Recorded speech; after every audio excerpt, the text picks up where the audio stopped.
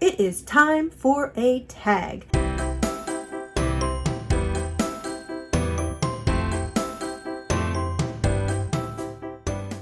Welcome to No Excuses. I'm Mary Fran, and I'm here on a journey to lose 150 pounds and to make myself the best version of me possible.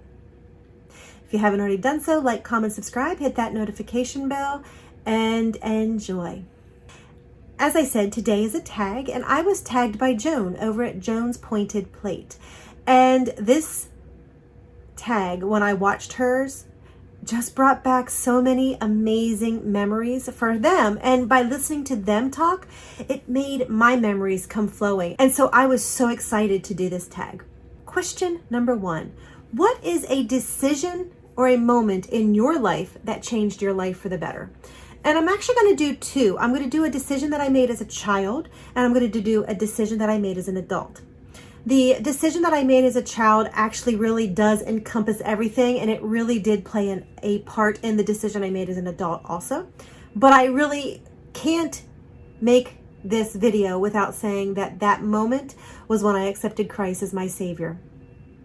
That leads me in every aspect of my life. The decision I made as an adult. I was married before, and I was living in a relationship that was difficult. There was a lot of issues. It just wasn't healthy. And I was letting a lot of things happen that was ruining who I was. It was ruining my self-esteem. It was ruining so much of who I was. I lost myself. And in the process of that, I made friends with other people who played upon that fact that I had no self-esteem, that I had no good feelings for myself. And so about 8 years ago, I guess it was now, I sat back and I said, no, I can't do this anymore. I can't be in a relationship where someone is cheating on me, where someone is disrespecting me, trying to cut me out of their life and just using me as their maid. I can't continue to be friends with people who are doing the same things. And I had to stand up for myself, and it was extremely difficult because I lost a lot of friends. I purged a lot of that from my life. It was difficult, and I was alone for a while with that because, I didn't just turn around and all of a sudden have people to hang out with. I did what I had to do. And eventually, those changes that I made in my life brought me healing. And with my healing, it brought me Jason. I would not have been ready for a relationship with Jason if I had not purged those friends. And obviously, if I would not have divorced. But it was something that I had to do for me because I was dangerously close to losing myself. Best decisions ever in my entire life. Number 2, what is a favorite memory that you shared with a friend as a kid? I'm going to actually go back to a memory with my friend Veronica. She and I actually reconnected about 7-8 years ago, and we've talked via email at least once or twice a week. And I met her when my dad took a church, and my dad is a preacher, and my dad took a church in Armagh, Pennsylvania. And she was about a year older than me, but we became very, very good friends. And her parents were there early for choir practice and late for this and that. And of course, as a preacher's daughter, I was also there at all hours. And so it just tended to gravitate toward each other. And I remember all the hours that we played with baby dolls in the nursery. I remember when we started getting old enough to actually watch real babies when they would come in. And those are some of the most amazing memories because we had the most loved baby dolls out there. So that's just a really good memory that I have. Hours and hours and hours of time spent playing. Number 3, what is the strangest combination of food that you eat together? And I am going to say that I somehow years ago discovered that mashed potatoes with honey mustard salad dressing on top is fabulous.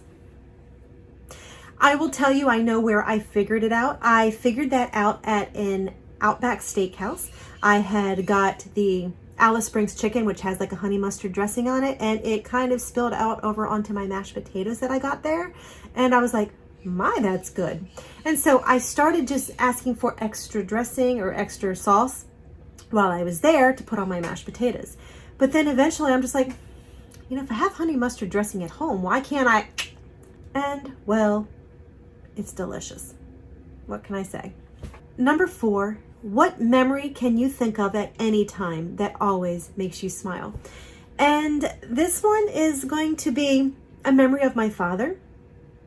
We lived in Johnstown, Pennsylvania when I was younger, from about the time I was 5 until about 12. And we lived in a house that actually had a downhill backyard. We just went down. And our front yard was steady, but right outside of our driveway, the road went uphill. So my dad would get his wagon. And mind you, his wagon was from when he was a child. So by the time we were doing this wagon was already about 40 years old, maybe. And we would take the wagon to the top of the road at where we lived. And it was a side road, so it was safe. He would put me on, then my brother, and then he would sit behind my brother. And then Dad would push off, and we would swoop down the road. And it was, maybe only about 2 house lengths. It wasn't a huge hill, but we would swoop down the road. We would turn and cut into the yard between our house and our neighbors. We would go by our house and we would swoop down the back yard.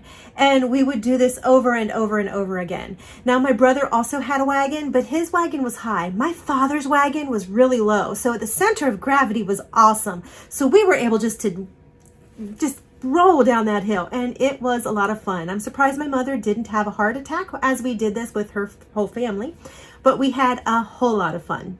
As a side note, that wagon is still in my mother's house. She uses it as a coffee table, and that wagon would be 75, 78 years old now. It was a good wagon. The rubber on the tires, it's gone. We killed that a long time ago, but it's a good wagon.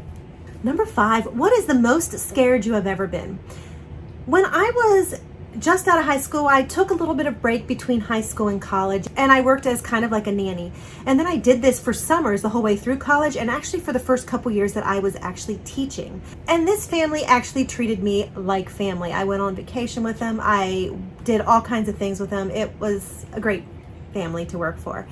And one year there was a carnival, and so the mother was like, hey, do you want to go with me to take the kids to the carnival? Everything's got fine. So she had Christina, the youngest, and she was about 3. So I got onto the ride with Brian, and who was like 10 at the time.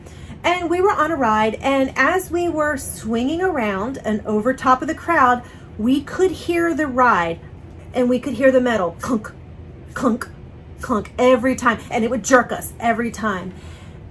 And I sat there and I'm like, oh my word, this is extremely frightening. You could tell there was something that was not connected, and it sounded and felt like we were going to go flying off that ride.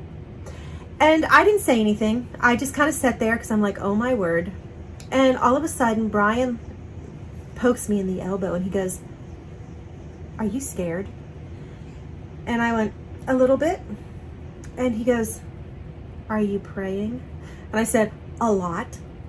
And his answer was, me too. We obviously made it out okay, and all was well. But I was petrified because I was sure my car off that ride was going to go careening into the crowd and the parking lot. Number 6, what is one thing that aggravates you? And I'm going to say lies. I cannot stand lies. There is no reason to lie. Tell me the truth. If I don't like it, I don't like it. But tell me the truth. I lived with a habitual liar with my ex-husband. And lies only serve to hurt. And they only serve to rip apart anything that you are building. Honesty, 100%. Number 7, what is the best memory about your grandparents? So let's talk about my mom's parents. My grandfather actually died a couple months before I was born, and that left my grandmother. And my grandmother lived life big. She was full of life. She was full of energy and vibrancy.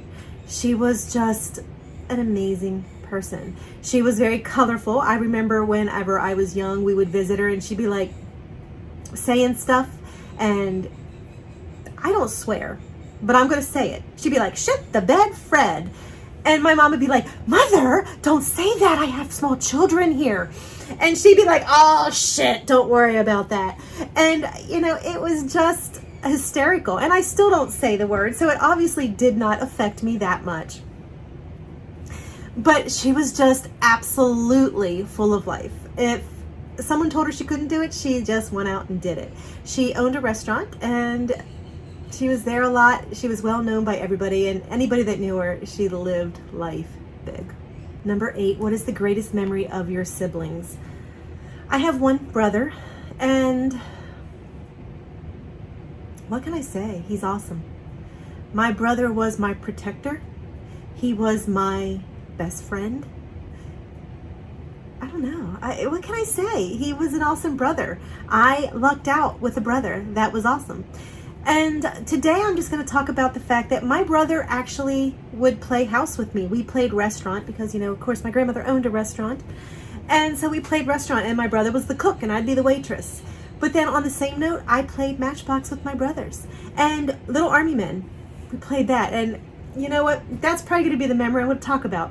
We would set up our army men, and then we would get across from each other, and we would throw a lock. It was like a little lock with a key, and we would throw it toward the army men, and if they turned over or they fell over, they were dead.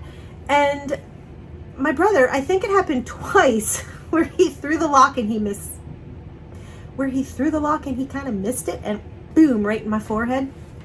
Didn't stop us. My mom tried to stop us from throwing the lock, and she tried to put rules that we had to be on the side and throw it this way. That's no fun, but we did it. My brother was awesome. I don't know if I could ever even just choose one memory. My brother was just awesome. Number 9, what is your favorite thing to watch on TV?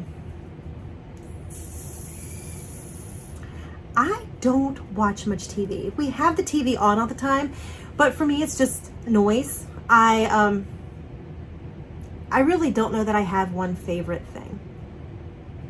Now, we're going to go back to the brother thing, and I'll tell you what I used to call my favorite TV show. So, years ago, back in the 70s, we had one TV, and it was in the living room. And there was always a power play because my brother wanted to watch what he wanted to watch. And of course, I was the little sister, so he didn't want to give up the TV for me. And he somehow convinced me at one point that my favorite TV show was when they bring all the little balls up for the lottery, and B12, C23. Now, that was only 20 seconds, 30 seconds?